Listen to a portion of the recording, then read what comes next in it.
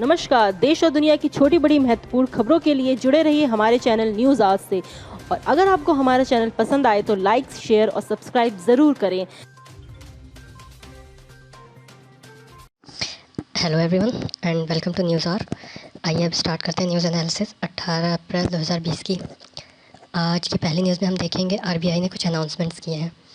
उसमें से पहला है कि आरबीआई ने 1 लाख करोड़ रुपए हमारे बैंक्स और एनबीएफआईज़ में इन्वेस्ट किए हैं। सेकेंड न्यूज़ ये है कि मॉरेटोरियम पीरियड 3 मंथ का कर दिया गया है। और थर्ड न्यूज़ ये है कि रिवर्स रेपो रेट को कट डाउन किया गया है। तो आइए पहला पॉइंट देखते हैं कि आरबीआई ने 1 लाख करोड़ रुपए बैंक्स और एनबीएफआई को दिया है। अब इसमें एनबीएफआई क्या है? एनबीएफआई होते हैं नॉन बैंकिंग फाइनेंशियल इंस्टीट्यूशंस।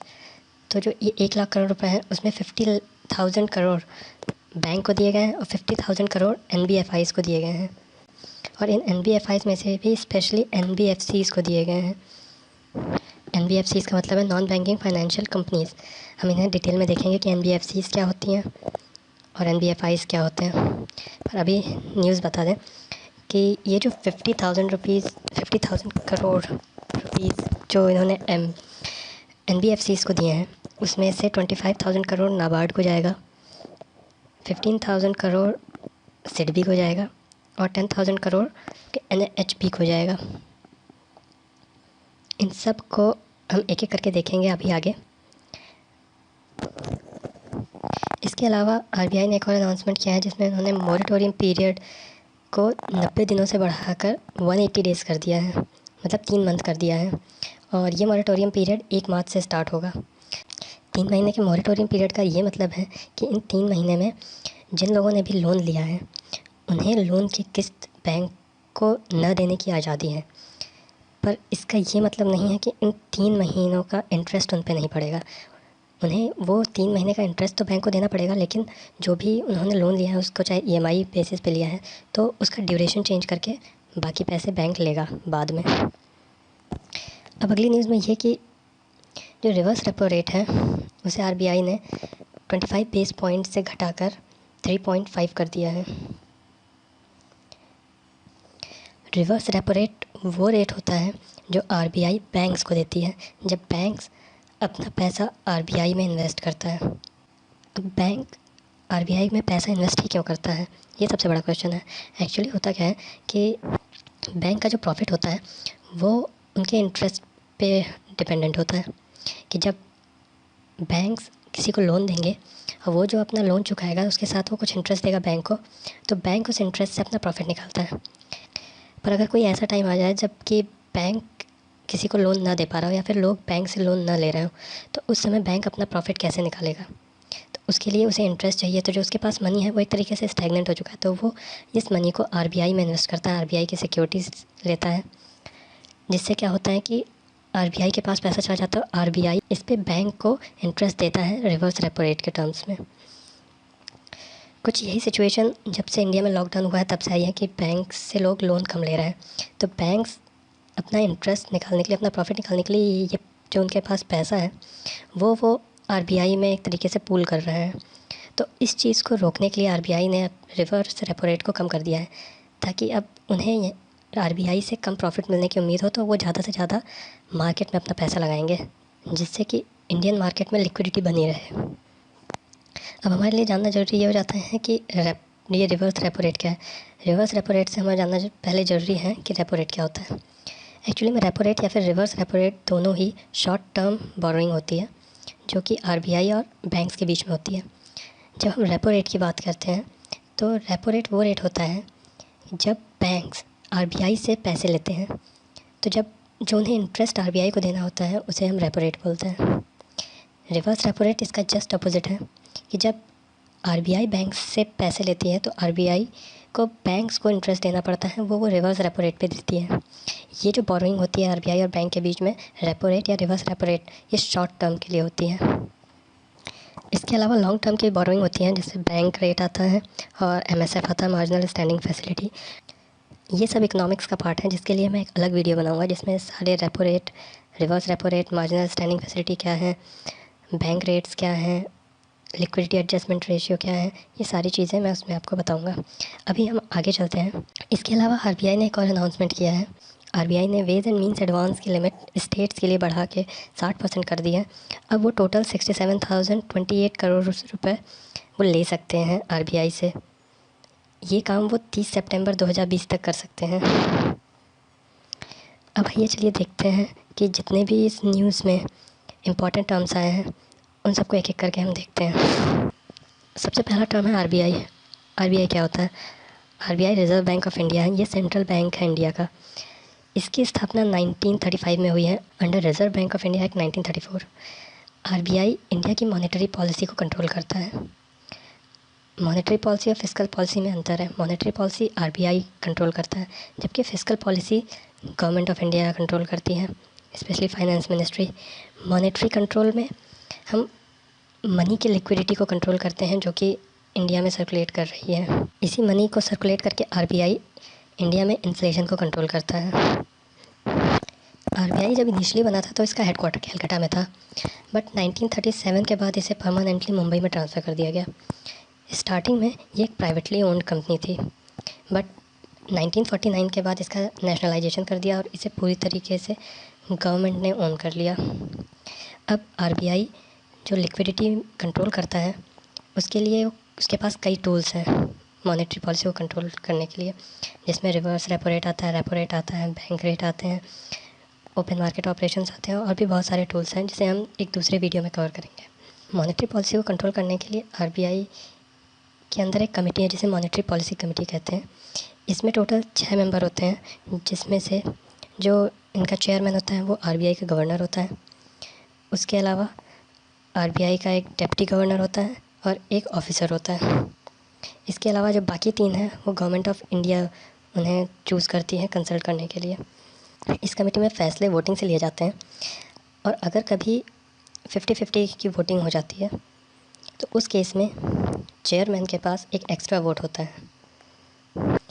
अभी मॉनेटरी पॉलिसी कमेटी 2016 में स्टार्ट की गई। इसके साथ साथ मॉनेटरी पॉलिसी कमेटी ने इन्फ्लेशन टारगेटिंग की तरफ अपना अप्रोच दिया। इन्फ्लेशन टारगेटिंग का मतलब ये है कि हम बाकी पैरामीटर्स कैसे चेंज करें कि हमारा जो इन्फ्लेशन है वो हमारे एक पर्टिकुलर वैल्यू के विदिन रहे। जैसे कि जो करंट इन्फ्लेशन टारगेट है वो 4% ±2% का है, मतलब 2% से 6% के बीच रहना चाहिए और ये 31 मार्च 2021 तक के लिए वैलिड है। अब इस टारगेट को अचीव करने के लिए मॉनेटरी पॉलिसी कमेटी की मीटिंग बाई मंथली होती है, मतलब हर 2 महीने पे होती है और वो अपने रिकॉर्ड अपने डेटा के हिसाब से रेपो रेट या रिवर्स रेपो रेट में चेंजेस करते हैं, जिससे कि हमारा जो इन्फ्लेशन टारगेट है वो विद इन द टॉलरेंस रहे। नेक्स्ट टॉपिक है एलटीआरओ। एलटीआरओ क्या है? एलटीआरओ है लॉन्ग टर्म रेपो ऑपरेशन। जैसा कि हमने पहली न्यूज़ में देखा कि आरबीआई ने 1 लाख करोड़ रुपये दिया है बैंक्स और नॉन बैंकिंग फाइनेंशियल कंपनीज़ को। ये जो 1 लाख दिया है इसमें से 50,000 बैंक्स को दिया गया है, 50,000 करोड़ रुपीज़। अब ये 50,000 करोड़ रुपीज़ जो बैंक को दिए गए हैं वो एलटीआरओ मैकेनिज़्म के थ्रू दिए गए हैं।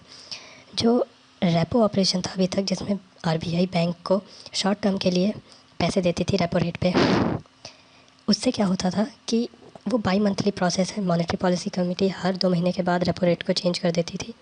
तो इससे होता क्या है कि आरबीआई अगर कोई चेंज लाना चाहती है, जैसे अगर आरबीआई अपना रेपो रेट कम करेगी, अगर रेपो रेट कम करेगी तो उससे होगा क्या कि जो बैंक्स ने पैसे लिए हैं उस पर उन्हें इंटरेस्ट कम देना पड़ेगा आरबीआई को, तो वो ज़्यादा पैसा लोगों तक पहुंच सकती है। मतलब वो ज़्यादा पैसा आरबीआई से लेगी तो लोगों के पास पैसे ज़्यादा पहुंचेंगे, तो इससे क्या होगा, मार्केट में लिक्विडिटी बढ़ेगी, मार्केट में मनी फ्लो बढ़ेगा। ज़्यादातर लोग बैंक से लोन लेंगे, उससे वो बैंक को इंटरेस्ट देंगे, तो इससे बिजनेसेस भी बढ़ेंगे और बैंक का प्रॉफिट भी बढ़ेगा। पर ये चीज़ आरबीआई लोगों को ध्यान में रख के करती है, लेकिन होता क्या है, जब शॉर्ट टर्म के लिए जब वो रेपो रेट को चेंज करती है हर 2 महीने पे, तो ये रेपो रेट का चेंज इतना फ्रीक्वेंट होता है कि वो इस चीज़ का फ़ायदा आम इंसान तक पहुंच नहीं पाता है। मतलब एक तरीके से ट्रांसमिशन ऑफ मॉनेटरी पॉलिसी नहीं हो पाता है। तो इसी चीज़ को ओवरकम करने के लिए आरबीआई एक नया टर्म लेके आई है, एक नया टूल लेके आई है, एलटीआरओ लॉन्ग टर्म रेपो ऑपरेशन। इसमें जो ये 50,000 पैसे दिए गए हैं वो एलटीआरओ की मदद से दिए गए हैं, जिनका टाइम पीरियड 1 ईयर और 3 ईयर का है, जिसके पूरे दौरान पे रेपो रेट कांस्टेंट बना रहेगा। तो इस केस में बैंक्स के पास इनफ टाइम होगा कि वो इस फ़ायदे को जो उनको हो रहा है ये लोगों तक पहुंचा सकें। आरबीआई के जितने भी ट्रांजैक्शन होते हैं, चाहे वो रेपो रेट को लेके हो, चाहे रिवर्स रेपो रेट के लेके हो, चाहे ओपन मार्केट ऑपरेशंस का हो, वो सारा काम ई कुबेर के कोर बैंकिंग सॉल्यूशन के थ्रू होता है। ई कुबेर गवर्नमेंट ऑफ इंडिया का ऑनलाइन प्लेटफॉर्म है जिसे 2012 में इंट्रोड्यूस किया गया था। नेक्स्ट टॉपिक है NBFI क्या होते हैं, नॉन बैंकिंग फाइनेंशियल इंटरमीडियरीज़। ये जो नॉन बैंकिंग फाइनेंशियल इंस्टीट्यूशंस होते हैं या फिर इंटरमीडियरीज़, ये फाइनेंशियल इंस्टीट्यूशंस होते हैं जिनके पास बैंक लाइसेंस नहीं होता है। NBFIs बैंक फैसिलिटीज़ नहीं देते हैं बट बैंक से रिलेटेड फाइनेंशियल सर्विसेज देते हैं, जैसे कि इन्वेस्टमेंट, रिस्क पूलिंग या मार्केट ब्रोकिंग। NBFIs को 3 पार्ट्स में डिवाइड किया गया है। एक होता है AIFI मतलब ऑल इंडिया फाइनेंशियल इंस्टीट्यूशंस, इसमें Exim bank, NABARD, SIDBI, NHB आते हैं। दूसरा पार्ट होता है प्राइमरी डीलर्स। तीसरा पार्ट होता है non banking financial companies. NBFC companies जो होती हैं वो RBI एक्ट 1934 के अंडर में नहीं बनती है, जबकि ये कंपनी एक्ट 1956 के अंडर रजिस्टर होती है और इनका business loans and advancement, acquisition of share, stock, bonds, securities, इन सब में इनका बिज़नेस होता है। NBFCs में वो कंपनीज़ इंक्लूड नहीं होती हैं जिनका प्रिंसिपल बिजनेस एग्रीकल्चरल एक्टिविटी है या इंडस्ट्रियल एक्टिविटी है या परचेज और सेल ऑफ एनी गुड है एक्सेप्ट सिक्योरिटीज़। नेक्स्ट देखते हैं नाबार्ड क्या है। नाबार्ड का फुल फॉर्म होता है national bank for agriculture and rural development. ये फाइनेंशियल इंस्टीट्यूशन है, एपेक्स बैंकिंग इंस्टीट्यूट है एग्रीकल्चर एंड रूरल डेवलपमेंट के लिए। इसका हेडक्वार्टर मुंबई में है। जितनी भी स्मॉल इंडस्ट्रीज़ हैं, कॉटेज इंडस्ट्री है या विलेज लेवल की रूरल प्रोजेक्ट्स हैं, उन सब का डेवलपमेंट नाबार्ड के अंडर में आता है। ये एक स्टैट्यूटरी बॉडी है जिसे 1982 में national bank for agriculture and rural development act 1981 के अंडर में बनाया गया था। नेक्स्ट टॉपिक है सिडबी। सिडबी का फुल फॉर्म होता है small industries development bank of India. SIDBI principal body है MSME सेक्टर के डेवलपमेंट और फाइनेंसिंग के लिए। MSME मतलब micro, small and medium enterprises के लिए। इसे 2 अप्रैल 1990 में बनाया गया था एक्ट ऑफ पार्लियामेंट के अंडर में, इसलिए ये भी एक स्टैट्यूटरी बॉडी है। इसका हेडक्वार्टर लखनऊ में है। नेक्स्ट इज़ NHB यानी नेशनल हाउसिंग बैंक। NHB 1988 में इस्टेब्लिश हुआ था under national housing bank act 1987। National housing bank एक एपेक्स एजेंसी है जो कि लोकल एंड रीजनल लेवल पे जो हाउसिंग फाइनेंशियल इंस्टीट्यूशंस हैं उनको प्रमोट करती है और उन्हें फाइनेंशियल सपोर्ट प्रोवाइड करती है। हमने एक और न्यूज़ देखी थी जिसमें RBI ने यह अनाउंस किया था कि RBI ने मॉरेटोरियम पीरियड 90 डेज़ से इंक्रीज़ करके 180 डेज़ कर दिया है। एक्चुअली में पहले किसी भी एसेट को जो बैंक के पास है उसे NPA मतलब नॉन परफॉर्मिंग एसेट डिक्लेयर तब किया जाता था जब 90 डेज़ तक उसके टुवर्ड्स कोई पेमेंट नहीं हुआ होता है बोरोवर के द्वारा। बट अब इस लिमिट को बढ़ाकर 180 डेज़ या 3 मंथ्स कर दिया गया है। इसका रीज़न है ऑल ओवर इंडिया जो कोविड-19 को लेकर लॉकडाउन हुआ है। अब इस मॉरेटोरियम की वजह से जितने भी लोन टर्म है वो अगले 3 महीने के लिए शिफ्ट हो गए हैं। इसका ये मतलब नहीं है कि ये जो 3 मंथ है इसका कोई इंटरेस्ट नहीं देना पड़ेगा, इसका इंटरेस्ट तो देना पड़ेगा, बट जो लोन का टेन्योर है वो बढ़ा दिया जाएगा ताकि लोग लोन को पे कर सकें। इसके अंडर लोग मार्च, अप्रैल एंड मई 2020 की अपनी EMI चाहे तो नहीं पे कर सकते हैं। इससे उनके सिबिल स्कोर पे कोई इफ़ेक्ट नहीं पड़ेगा। नेक्स्ट न्यूज़ में RBI की एक और अनाउंसमेंट थी जिसमें उन्होंने WMA मतलब वेज एंड मीन्स एडवांस की लिमिट को 60% कर दिया है। वेज एंड मीन्स एडवांस होता क्या है? Ways and means advance RBI के द्वारा स्टेट्स या सेंटर को जो फाइनेंशियल RBI जो गवर्नमेंट को, चाहे वो सेंट्रल हो या स्टेट हो, उसको जब वो लोन प्रोवाइड करती है उसे वेज एंड मीन्स एडवांस कहा जाता है। ये एक टेम्प्रेरी लोन होता है जिसे गवर्नमेंट को RBI को वापस करना होता है विद सम इंटरेस्ट जो कि रेपो रेट के बराबर होता है। इस लोन का टेन्योर 3 मंथ्स का होता है। अब क्वेश्चन ये उठता है कि गवर्नमेंट को लोन की क्या ज़रूरत पड़ जाती है। गवर्नमेंट जब अपना काम करती है तो उसे जनता से टैक्स मिलता है, प्लस गवर्नमेंट खुद की भी कुछ रिसिप्ट करती है, जैसे कि बहुत सारे जिसमें बहुत सारी योजनाएं चल रही होती हैं उसमें वहाँ पे पैसा जाता है। तो at the end of financial year जब ऑडिट होता है तो जो गवर्नमेंट के रिसिप्ट हैं और जो गवर्नमेंट के एक्सपेंडिचर में जो मिसमैच होता है, तो उस मिसमैच को फुलफ़िल करने के लिए गवर्नमेंट आरबीआई से लोन लेती है और वो वेज एंड मीन्स एडवांस के फॉर्म में होता है। इस वेज एंड मीन्स एडवांस की लिमिट स्टेट्स के लिए बढ़ा के 60% कर दी गई है। जब स्टेट्स के रिसिप्ट और बोरोइंग का डिफरेंस WMA की लिमिट से भी ज़्यादा हो जाता है, तो वो एक्स्ट्रा मनी आरबीआई स्टेट्स को ओवरड्राफ्ट की फॉर्म में देता है। ओवरड्राफ्ट का जो इंटरेस्ट रेट होता है वो रेपो रेट प्लस 2% का होता है। जो WMA होता है वो 2 टाइप का होता है, नॉर्मल एंड स्पेशल। अब नेक्स्ट टॉपिक पे चलते हैं, जो कि इन्फ्लेशन है, CPI। इन्फ्लेशन मतलब महंगाई। इन्फ्लेशन की डेफिनेशन में हम ये बोल सकते हैं कि इन्फ्लेशन के टाइम में मार्केट में मनी का फ्लो बढ़ चुका होता है, जिसकी वजह से गुड्स एंड सर्विसेज के प्राइसेस बढ़ जाते हैं। इन्फ्लेशन को मेज़र करने के 3 तरीके होते हैं, प्रोड्यूसर लेवल पे, होलसेलर लेवल पे या फिर रिटेलर या कस्टमर लेवल पे। इंडिया में अभी तक प्रोड्यूसर लेवल पे इन्फ्लेशन को मेज़र करने के लिए कोई इंडेक्स नहीं बनाया गया है। होलसेलर लेवल पे जब हम इंडेक्स को मेज़र करते हैं तो उसे होलसेल प्राइस इंडेक्स कहते हैं। ये सबसे पॉपुलर फॉर्म ऑफ कैलकुलेशन है इंडिया में। इसे हेडलाइन इन्फ्लेशन भी बोलते हैं। इसे ministry of commerce and industry release करती है। WPI में हम एक बकेट ऑफ कमोडिटीज़ है जिसमें 676 आइटम है, जिनके प्राइस में जो वेरिएशन आया है उसको हम स्टडी करते हैं। बट इसमें सर्विसेज को इंक्लूड नहीं किया जाता है, ना ही बॉटलनेक को इंक्लूड किया जाता है, जो कि प्रोड्यूसर और होलसेलर के बीच में होता है। इसकी वजह से WPI में कुछ लूप होल्स रह गए हैं। इसी को ओवरकम करने के लिए 2014 में RBI गवर्नर रघुराम राजन ने इन्फ्लेशन मेजरमेंट को WPI से CPI में शिफ्ट कर दिया। CPI होता है कंज्यूमर प्राइस इंडेक्स।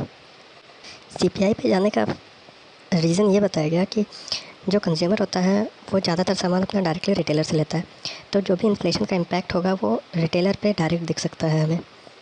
और इसे कैलकुलेट करके हम कॉस्ट ऑफ लिविंग, जो एक्चुअल कंज्यूमर की कॉस्ट ऑफ लिविंग है, उसे भी हम कैलकुलेट कर सकते हैं। CPI में 280 कमोडिटीज़ हैं, बट अनलाइक WPI इसमें सर्विसेज को इंक्लूड किया जाता है। CPI 4 टाइप्स का होता है, consumer price index for industrial worker, consumer price index for agricultural labours, consumer price index for rural labourers, consumer price index for urban non manual employees. CPI के लिए जो बेस ईयर लेते हैं वो 2010 का लेते हैं। CPI को सेंट्रल स्टैटिस्टिक ऑफिस रिलीज़ करता है, जो कि ministry of statistic and programme के अंडर में आता है। CPI के बेस पे ही जो गवर्नमेंट एम्प्लॉयज़ हैं उनका डियरनेस अलाउंस भी कैलकुलेट किया जाता है। एक और टर्म होता है कोर इन्फ्लेशन, जिसे अंडरलाइन इन्फ्लेशन या फिर नॉन फूड इन्फ्लेशन भी कहते हैं। Core inflation extent of inflation in economy को बताता है, बट इसमें फूड और फ्यूल को कंसिडर नहीं किया जाता है। इसका कॉन्सेप्ट हेडलाइन इन्फ्लेशन यानी WPI से ही निकाला गया है, बट कोर इन्फ्लेशन को मेजर करने का कोई डायरेक्ट मेथड नहीं है। इसमें WPI या फिर CPI से जो भी मेजरमेंट होता है उसमें से फूड और फ्यूल को रिमूव कर दिया जाता है। चलिए अब नेक्स्ट न्यूज़ देखते हैं। RBI package for state is इनएडिक्वेट says Kerala finance minister. इसमें केरला के जो फाइनेंस मिनिस्टर है TM थॉमस आइजैक, उन्होंने कहा है कि जो RBI ने स्टेट्स को पैकेज दिया है कोविड-19 के क्राइसिस से फाइट करने के लिए, वो ज़्यादा नहीं है। अब इसमें हमें ये जानना ज़रूरी हो जाता है कि जो सेंट्रल गवर्नमेंट के पास टैक्स से रेवेन्यू जनरेट होता है वो 2 पार्ट्स में डिवाइड होता है। उसमें से एक पार्ट स्टेट्स का शेयर होता है। 2015 से पहले तक इसका परसेंटेज 32% था, लेकिन 14 फाइनेंस कमीशन ने रिकमेंडेशन दी थी कि इस शेयर को 32% से बढ़ा के 42% कर दिया जाए, ताकि स्टेट्स अपनी ऑटोनॉमी को, फाइनेंशियल इंडिपेंडेंस को ज़्यादा एंजॉय कर सकें। अब इसमें से हमें फाइनेंस कमीशन क्या होता है ये जानना हमारे लिए इम्पोर्टेंट है। फाइनेंस कमीशन 1951 में इस्टेब्लिश हुआ था अंडर आर्टिकल 280। अब चूँकि ये इंडियन कॉन्स्टिट्यूशन के आर्टिकल 280 के अंडर ही इस्टेब्लिश हुआ था, इसलिए ये कॉन्स्टिट्यूशनल बॉडी है। प्रेसिडेंट ऑफ इंडिया हर 5 साल में इस बॉडी को इस्टेब्लिश करते हैं, जो कि अगले 5 साल के लिए फाइनेंशियल प्लान्स बनाता है कि जो रेवेन्यू है जनरेट हुआ है वो सेंटर और स्टेट में कैसे डिवाइड होगा। इसके साथ साथ फाइनेंस कमीशन जो लोकल बॉडीज़ हैं स्टेट्स में, उनका क्या शेयर होगा टैक्स और ग्रांट में, इसे भी डिसाइड करता है। फाइनेंस कमीशन 5 मेंबर की टीम होती है, जिसमें से एक चेयरमैन होता है और 4 मेंबर होते हैं जो कि प्रेसिडेंट के द्वारा अपॉइंट किए जाते हैं। अब नेक्स्ट न्यूज़ में है कि न्यू इंडिजिनस किट में soon accelerate testing. Tirunal institute of medical science and technology नाम की एक संस्था है तिरुवनंतपुरम में, जिसके साइंटिस्ट्स ने चित्रा जीन लैम्प एन नाम की एक कोविड-19 टेस्टिंग किट बनाई है, जिसको लेके कोविड-19 की टेस्टिंग सिर्फ 2 आवर्स में हो जाएगी, जो कि अभी तक की जो दूसरी किट्स हैं उसके हिसाब से 15 टाइम्स फास्टर है और 2/3 ऑफ द कॉस्ट है। Tirunal institute of medical science and technology Thiruvananthapuram को DST फंड करता है। DST है department of science and technology. इस किट को अगप्पे डायग्नोस्टिक्स लिमिटेड का अप्रूवल मिल चुका है, जो कि एक सिस्टर इंस्टीट्यूट है इंडियन इंस्टीट्यूट ऑफ वायरोलॉजी का। अब इस किट को एक फाइनल अप्रूवल का वेट है ICMR और central drug standard control organization से। हमारे लिए जानना ये ज़रूरी है कि रैपिड RT-PCR टेस्ट क्या होता है। RT-PCR मतलब होता है reverse transcriptase polymerase chain reaction. इसमें जो भी इन्फेक्टेड पर्सन है उसका स्वाब लिया जाता है उसके नोज़ या फिर थ्रोट से, और जो उसमें RNA होता है उसको हम DNA में कन्वर्ट करते हैं। इसे रिवर्स ट्रांसक्रिप्टेज बोलते हैं। इसके बाद ये जो DNA एक्सट्रैक्ट किया है इसकी मल्टीपल कॉपीज़ बनाई जाती है। इसे पॉलीमरेज चेन रिएक्शन बोलते हैं। अब इस प्रोसेस को करने में करीब 2 घंटे का टाइम लगता है। उसके बाद आधे घंटे की एनालिसिस होती है, तो इस पूरे के पूरे प्रोसेस में 2.5 घंटे लग जाते हैं मिनिमम। बट इस नई डिस्कवरी के साथ जो एनालिसिस का टाइम है वो 10 मिनट्स हो गया है। जो इंडिजीनियसली डेवलप्ड टेक्निक है इसे RT-LAMP बोलते हैं, means reverse transcriptase loop mediated amplification of viral nucleic acid. Actually जो most of the RT-PCR kits में होता है उसमें 2 डिफरेंट जीन पे फोकस किया जाता है, envelope gene, RNA dependent RNA polymerase gene, जिसे RDRP जीन भी बोलते हैं। WHO इन दोनों जीन को रेकमेंड करता है टेस्टिंग के लिए, जबकि US centre of disease control N gene test को रेकमेंड करता है। एन जीन का मतलब है न्यूक्लियोकैस्पिड जीन। ये एक कंफर्मेटरी टेस्ट है जो कि चाइना और जर्मनी जैसी कंट्रीज़ में यूज़ किया गया है, जबकि RT-LAMP की मदद से हम वायरस के न्यूक्लियोकैस्पिड जीन के रीजन को जूम करके उसको एनालाइज करके 10 मिनट में रिज़ल्ट दे सकते हैं। अब नेक्स्ट न्यूज़ में Wuhan admits to error hike toll by 50%। China ने एडमिट किया है कि वुहान में जो डेथ का जो नंबर उसने बताया था वो पूरा सही नहीं था। नए डेटा के अकॉर्डिंग 1290 डेथ्स और ऐड कर दी गई हैं, जिससे कि टोटल डेथ वुहान सिटी में 3869 हो गई है। नेक्स्ट न्यूज़ में साउथ दिल्ली म्यूनिसिपल कॉरपोरेशन ने एक ई-लर्निंग प्रोग्राम लॉन्च किया है रीच एंड टीच नाम से, जिसमें 600 प्राइमरी स्कूल्स के 2 लाख बच्चों को ऑनलाइन स्टडी मटेरियल्स दिया जाएगा। ये स्टडी मटेरियल उनके पेरेंट्स के व्हाट्सएप या वॉइस या SMS के थ्रू भेजा जाएगा। अब नेक्स्ट न्यूज़ में Kisan Rath will link farmers to transport option. Agriculture ministry ने एक ऐप लॉन्च किया है जिसका नाम है किसान रथ मोबाइल एप्लीकेशन, जिसमें किसान और ट्रेडर्स 5 लाख ट्रक और 20,000 ट्रैक्टर्स के एक नेटवर्क से जुड़ जाएंगे, जिससे कि जितने भी एग्रीकल्चरल प्रोड्यूस हैं इसे मार्केट तक आसानी से पहुंचाया जा सके, खास करके जो पेरिसेबल प्रोडक्ट्स हैं, मतलब जो जल्दी ख़राब हो जाते हैं, जैसे कि टमाटर हो गया। ये एप्लीकेशन NIC ने बनाया, मतलब नेशनल इन्फॉर्मेटिक्स सेंटर। ये ऐप उन फार्मर्स और ट्रेडर्स को हेल्प करेगा जो कि अपने सामान को पहुंचाने के लिए व्हीकल ढूंढ रहे हैं। अब नेक्स्ट न्यूज़ देखते हैं। TVS motor buys Norton motorcycles for 153 crore. इसमें TVS मोटर कंपनी लिमिटेड, जो कि एक इंडियन कंपनी है, उसने ब्रिटेन की नॉर्टन मोटरसाइकिल्स को 153 करोड़ में ख़रीद लिया है। अब नेक्स्ट न्यूज़ में IAF attack chopper landed in Punjab field. Punjab के होशियारपुर डिस्ट्रिक्ट में IAF का मतलब इंडियन एयर फोर्स का AH-63 अपाचे अटैक हेलीकॉप्टर को एक प्रिकॉशनरी लैंडिंग में उतारा गया। तो इसमें हमें ये जानने की बात है कि अपाचे हेलीकॉप्टर क्या है। एक्चुअली में अपाचे हेलीकॉप्टर अमेरिकन हेलीकॉप्टर है, जिसे 2015 में इंडिया ने ख़रीदा था। टोटल 22 अपाचे ख़रीदे गए थे 13,951 करोड़ रुपए की डील में, जिनमें से 17 हेलीकॉप्टर्स इंडिया को पहले मिल चुके हैं और बाकी 5 हेलीकॉप्टर इस साल मिलने हैं।